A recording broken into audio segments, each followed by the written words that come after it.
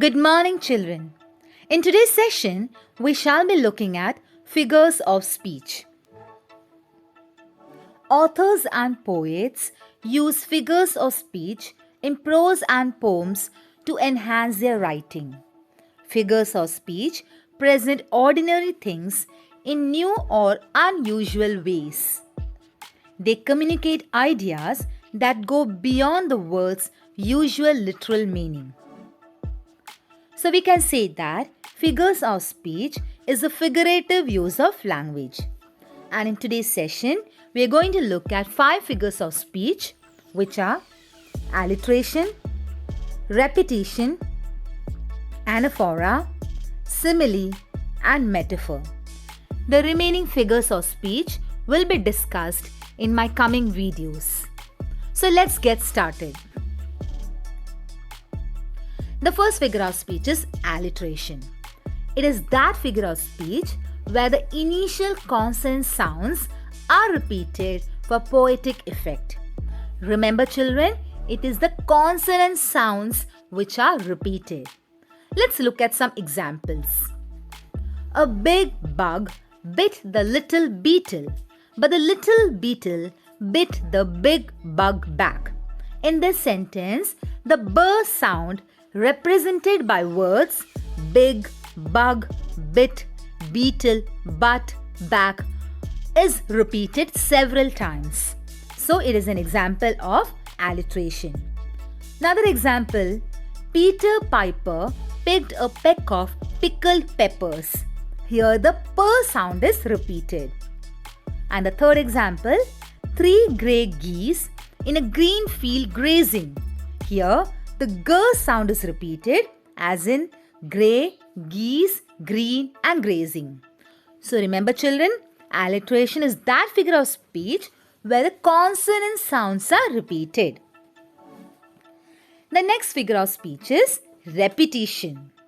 In repetition, we find that words or phrases are repeated 2 or more times. Here are some examples. The president said, work, work and work are the keys to success. Here the word work is repeated.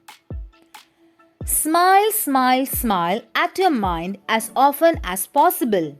Here the word smile is repeated.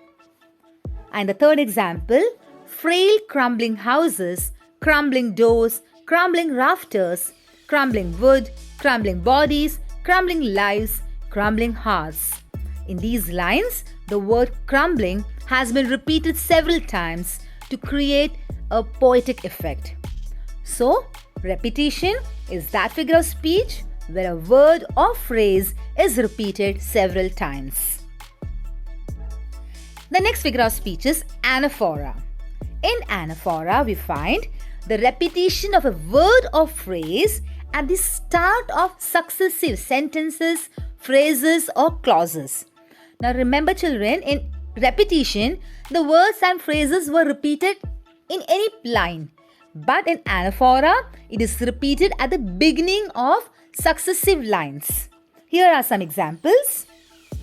In every cry of every man, in every infant's cry of fear, in every voice, in every band. Now look here. In these 3 lines, continuous lines, the phrase in every has been repeated. So it is anaphora. Another example, it rained on his lousy tombstone and it rained on the grass on his stomach. It rained all over the place.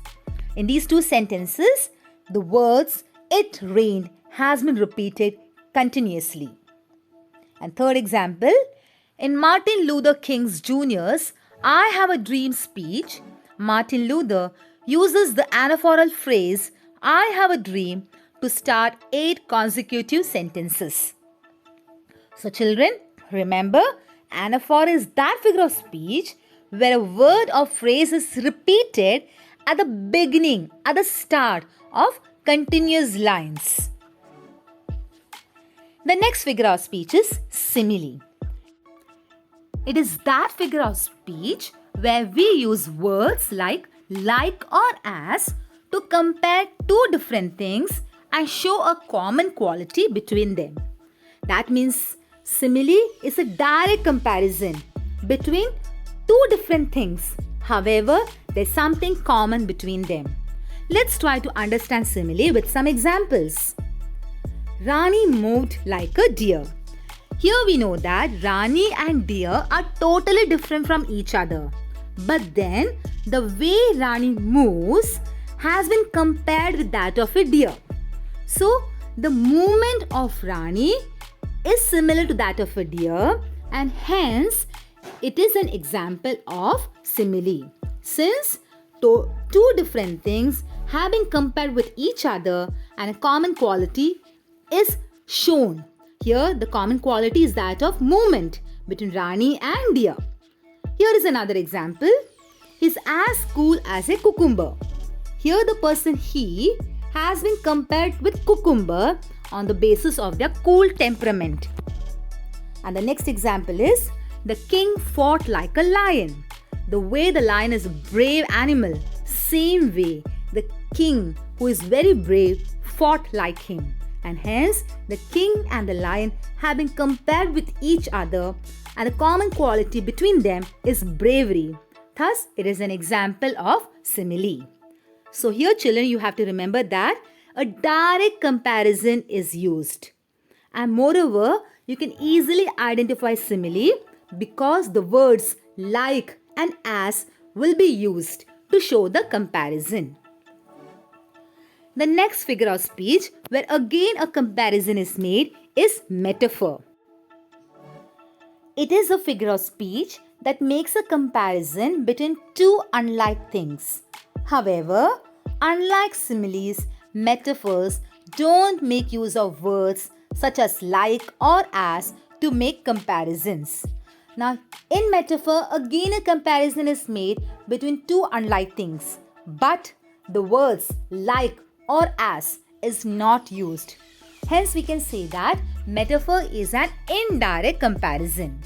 Here are some examples. The king was a lion in the battlefield. Now, looking at the sentence, the literal meaning would be the king transformed into a lion in the battlefield. However, the poet doesn't mean that. Here, the poet is indirectly comparing the bravery of the king and the lion. Hence, it is an example of metaphor. Her tears were a river flowing down her cheeks. In this sentence, the tears of the girl has been indirectly compared to that of a river. And the third example is all the world's a stage. Here the world has been compared to that of stage. So if you look into these three examples, you'll find that comparisons are made between two unlike things, like lion and the king, the tears and the river, the world and the stage. But the words like or as has not been used. Hence, these are examples of metaphor which makes indirect comparisons.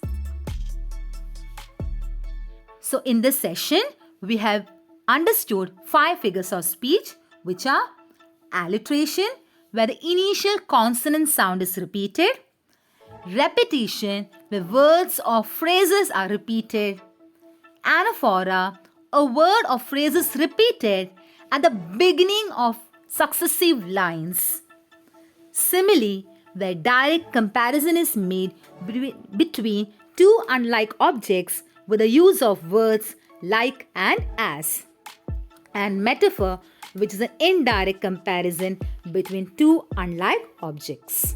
I hope my children have understood these figures of speech and you could easily find them in the poems that you study. The next set of figures of speech will be explained in my next video. Thank you all for watching this video. See you soon in my next video.